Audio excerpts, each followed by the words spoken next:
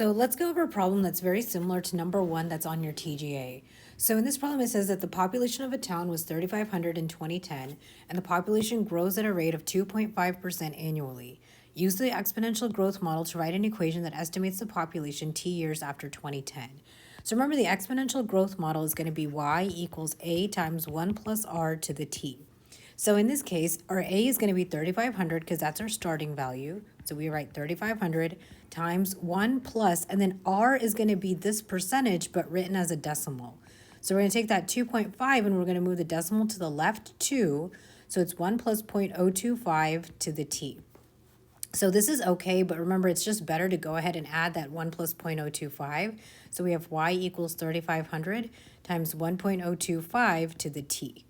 So now what we're going to do is we're going to use this model to estimate the population in 2024.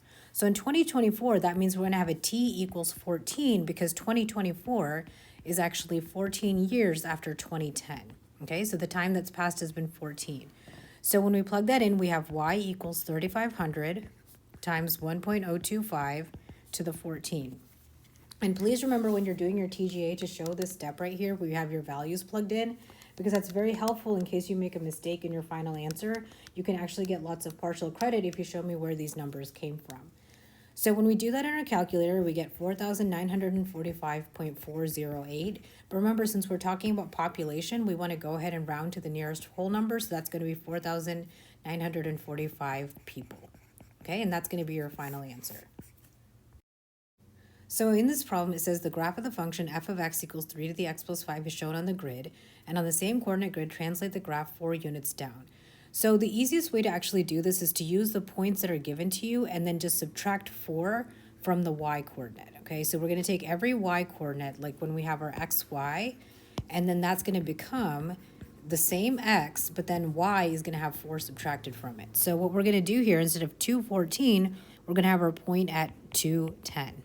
Okay, here for 1,8, instead of 1,8, we're going to have our point at 1,4. So here we have, let's see, 1, 2, 3, 4, 5, 6, 7, 8. So it's going to go 1, 2, 3, 4 right here. That's 1,8. And then for 0, 6, that's going to go down to 0, 2. So that's going to be this point right here, 0, 2. And then we just connect these points, and then we can go ahead and just sketch the graph. So when you sketch the graph, don't worry about if it doesn't look perfect or not.